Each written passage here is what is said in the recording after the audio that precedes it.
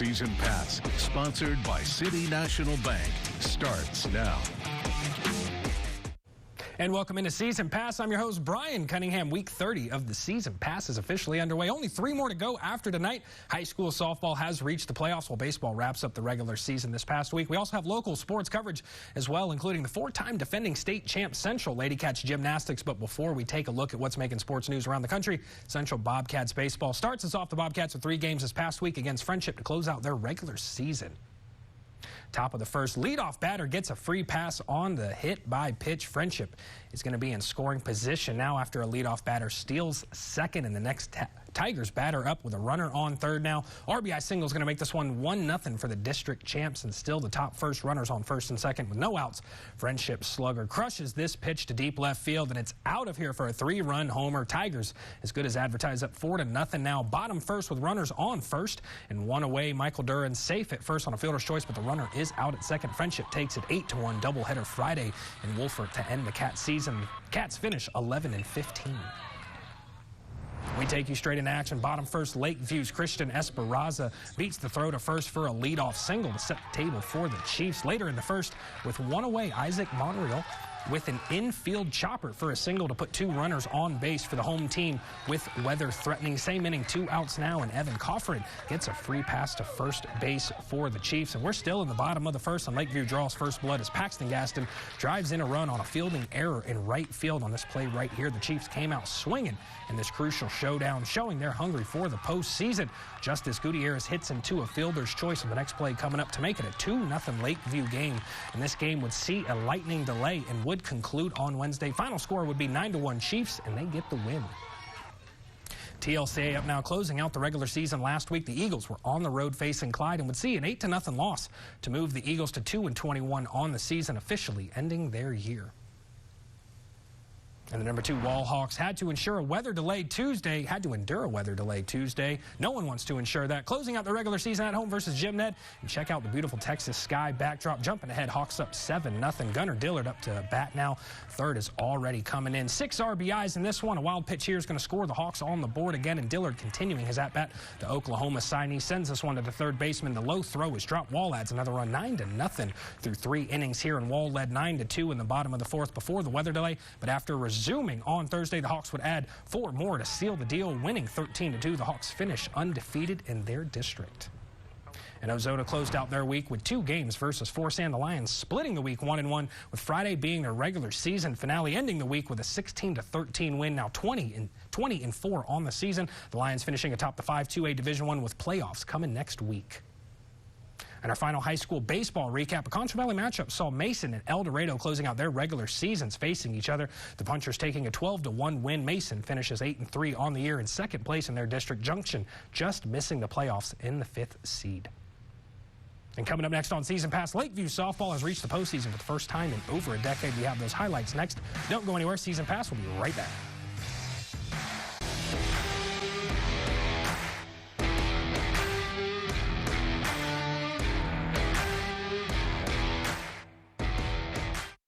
And now for some playoff high school softball. The Lakeview Maidens opened a best-of-3 by-district series on Friday night against Brownwood at Angelo State's Meyer Field. Maidens in the playoffs for the first time in 10 years. Bottom first with Lady Lions up 3-0. Maidens trying to answer pitches high, and the runner takes off. Peyton Jones is safe at third after the ball is bobbled with 1 out on the play. 2 batters later with 2 away. Lakeview trying to get something going, but a called strike is going to end the first. 3-0. Brownwood in command at this point of the game. In the top of the second, coming up, a walk and a bunt single has the Lady Lions in business again. Base hit to left drives in 2 more runs to make it 5-0 Brownwood at this point in the same inning with 1 away. Another single and a hit by pitch puts 2 Brownwood runners on. And the single here drives in 2 at 7-0 Lady Lions. Maidens were hoping to put on a show in San Angelo in the opener, but Brownwood was too powerful. 12-0 shutout. Game 2, 10 a.m. on Saturday, and Brownwood game 3 to follow if necessary. And while softball up now, the Lady Hawks will open the playoffs with a best-of-3 game series for their by-district series against Florence this weekend. The first game was scheduled for 5 on Friday in Mason, followed by game 2 if necessary. A third game would be played yesterday on Saturday at the same site. The Lady Hawks are 22-7 and earned the top seed in the District 6-3A. And here's what Wall head coach Allison Sider had to say before the matchup. They never give up, which is huge. They work hard. They're super supportive of each other. They're each other's biggest fans. We've also been hitting the ball really well this year. We have Maddie Williams with us this year, who's been a big help in the circle. We've gotten stronger defensively, and we've also got some speed in our lineup, so that's been super helpful in different situations. And for the first round series, the Lady Hawks reached the playoffs, winning their district after winning their first district title in 10 years. The Hawks drew Florence first and handled them in a best-of-3 series, taking the first 2 games. The Lady Hawks now face Jacksboro May 3rd in the area round. And the Ozona softball team faced Colorado in a 1-game playoff at Angelo Stadium's complex. Top first, Colorado City at the plate. Leadoff double for the Lady Wolves here in this one. We're still in the top half of the first. Next batter up is an RBI double to left field. Makes it 1-0.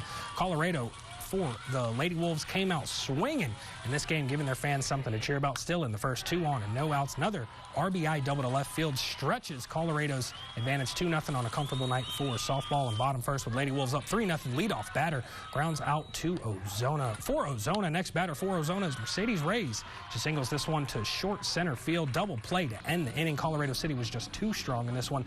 Lady Wolves with a 20-0 Mercy Rule win. And the Cristobal Lady Cougars in their bi-district matchup won 11-10 against Wink in a 1-game playoff opener Thursday in New Deal. The Lady Cougars will play Stamford in a 1-game area round playoff game next Thursday in Abilene in a neutral site. And our final softball round 1 playoff recap. Sonora Lady Broncos got shut out 10-0 in game 1 against Forsan and Big Lake on Thursday. Game 2 would see the Lady Buffs win 9-1, ending the Lady Broncos season with a final record of 15-11 overall and a 3rd place finish in their district. And oh, we lied. The El Dorado Lady Eagles season ended in a 20-3 loss against Reagan County on Thursday. El Dorado finished 8-12 as their season came to an end. And coming up next on Season Pass, Central Bobcats football puts the pads on tomorrow. We give you an off-season recap when Season Pass returns. Don't go anywhere. We'll be right back.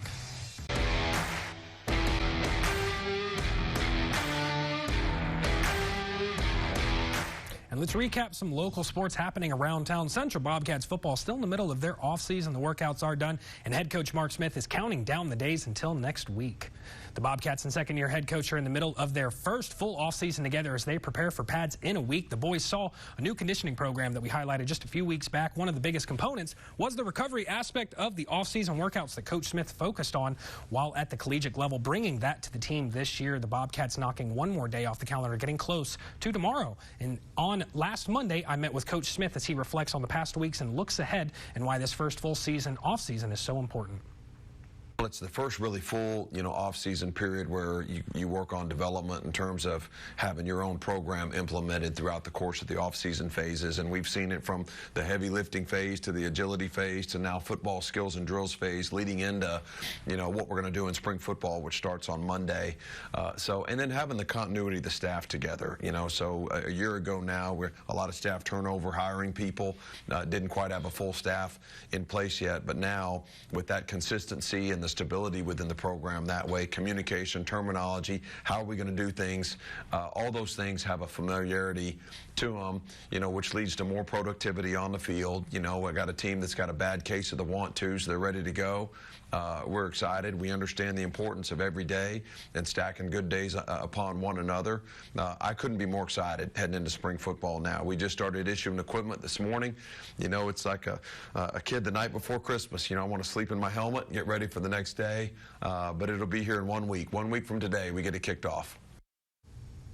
Central Gymnastics up now. The Central girls and boys will compete at the Texas State Championships this weekend at Odessa Permian. The Lady Cats are eyeing a 5th straight title, and the boys are shooting for a top 6 finish. We caught up with the girls coach Tony Walker, Lady Cat senior Kara Baker, and the boys coach Kern Arrett and Bobcat senior Eli Soto.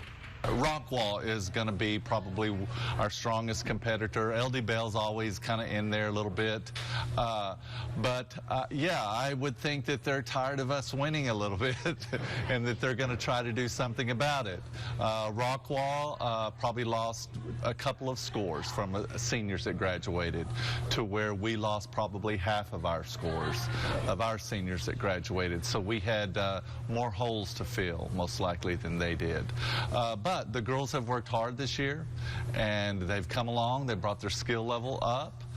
Been state champ since my freshman year for 4 years, so to go out one last time and win and put it all out there would mean so much for me, for the team, because we all work so hard for it, and just for Coach Walker, and it'd be really exciting to end my gymnastics years with a win. What is it? Regionals was kind of a dress rehearsal. We tried some new things, new difficulty, and did well at that. It's going to be in the same gym, same equipment, so that's an advantage to it. And we're looking forward to it, and we've had good practices, good days, bad days, that's all part of it. But we're excited about making our 31st trip to the state meet out of the last 32 years. I'm going to go all out, 110% is what I'm going to go for. I know it's going to be tough, but I got that. And staying with Central, the Bobcats soccer standout Brandon Cedillo announced his plans on Friday night to play for West Texas A&M next season. Families, friends, and coaches gathered at San Angelo Stadium at San Angelo House for this moment, with Cedillo signing his letter of intent with the Buffalo Central. Coach Tony Vu and Cedillo's parents spoke about the Central seniors' journey. Cedillo helped Central win the district title this past season and reach the second round of the playoffs. Coming up next on Season Pass, Griff McClellan joins us again in studio to recap everything ASU, including the number 7 Rambells getting a chance at revenge versus the number 1 team in the country. Don't go anywhere. Season Pass will be right back.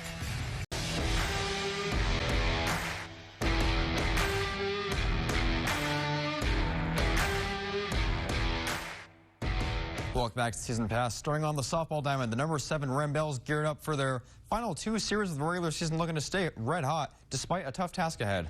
The number 7 Rambells prepared to host 2 familiar opponents, those being Midwestern State and number 1 team in D2 softball, West Texas A&M, both of whom swept ASU earlier this season. The Mustangs were up first on Friday, a team that entered 16-24 in conference play and 4th in the tight LSC West Division standings.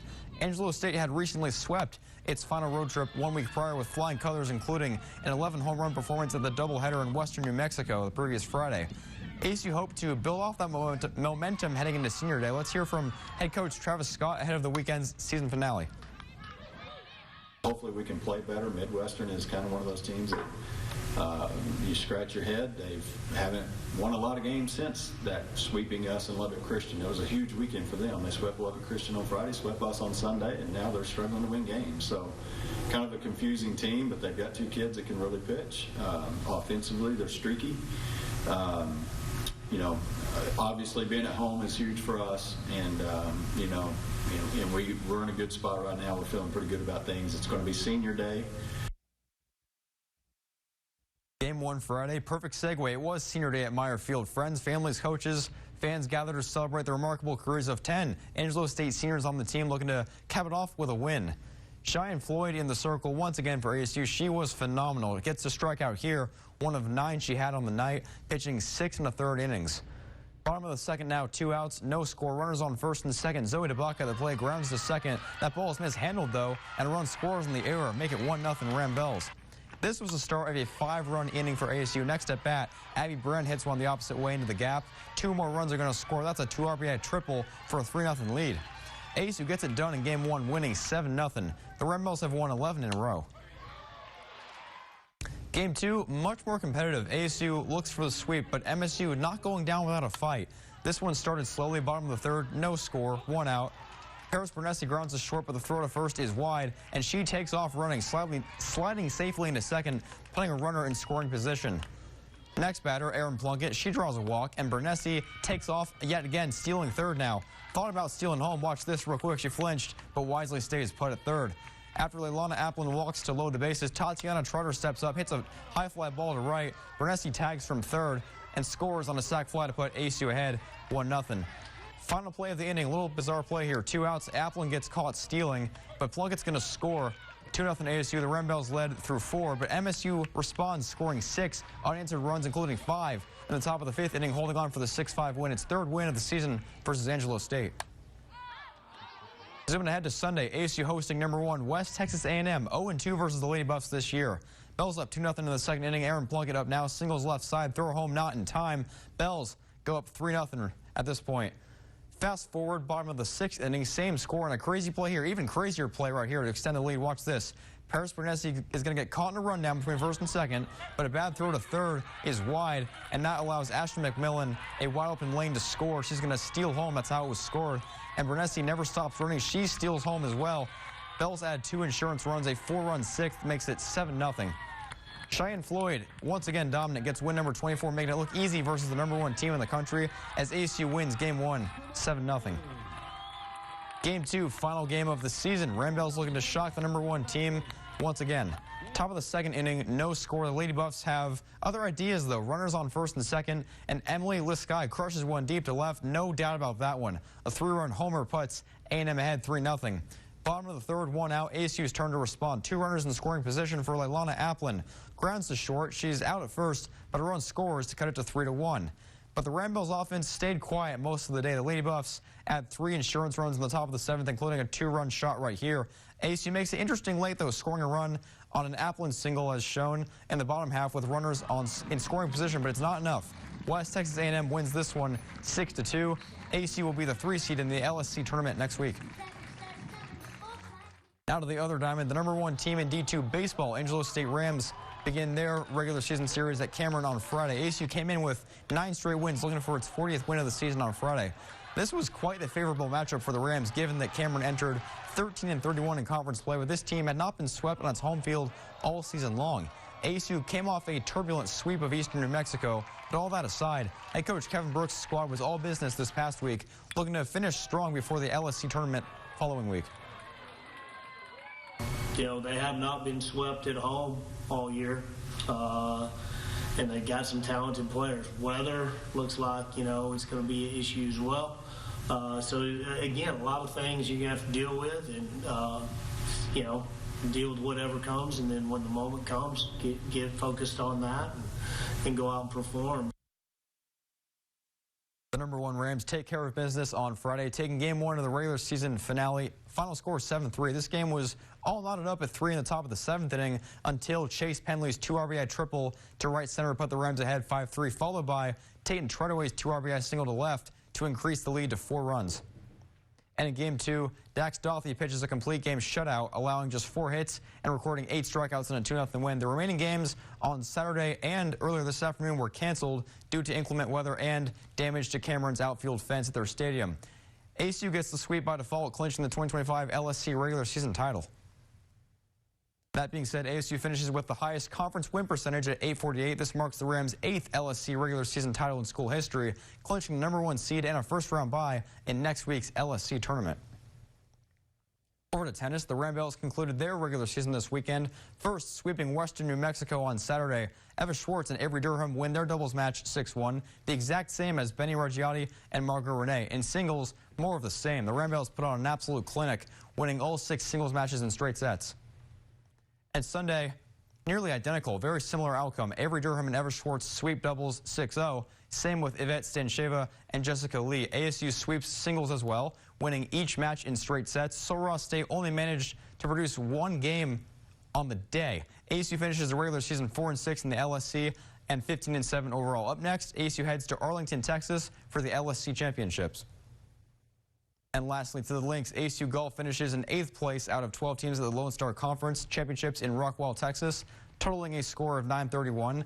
Now at a par 72 course, Johanna Erling delivers ASU's best performance through 3 rounds, finishing tied for 10th place among individual competitors with scores of 75 round 1, 75 round 2, and 73 round 3, or equivalent to 7 over par. Up next, ASU awaits seeding for the NCAA West Regional, which will be announced Monday before regionals begin Sunday, May 4th.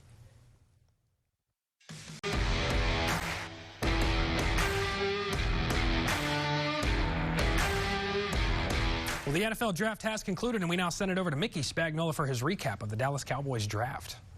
The Dallas Cowboys went into this 2025 NFL draft with a bunch of priorities to get accomplished over the 3 days. Well, after 3 days and the smoke is cleared, sure looked like they were able to accomplish a lot of the priorities they had at positions like offensive line, defensive line, cornerback, running back, and just get to be a bigger team. And Cowboys owner Jerry Jones was quite pleased. This was a good draft. This was a good draft. We all know the old deal. We'll wait and see how it plays. But based on what the results have been on paper here right now, the way we've got there, looking at hindsight and what have you, this is an outstanding draft. We have really helped our football team with this draft. And it sure seems people will be real pleased with their first-round pick, Tyler Booker, who's going to replace Zach Martin at the guard position. Also, if you look at the cornerback they added in the 3rd round, Savon Ravel, a first-round talent that got drafted in the 3rd round. And then the 2 running backs, they ended up on the 3rd day with Jaden Blue and Phil Maffa, a big guy and a really fast guy. The Cowboys accomplished a lot, and as for wide receiver, well, they did add Jonathan Mingo with their 4th-round pick last year, and they think that Cavante Turpin will be a much more involved wide receiver. For the Silver Star Nation, I'm Mickey Spagnola here at the Star.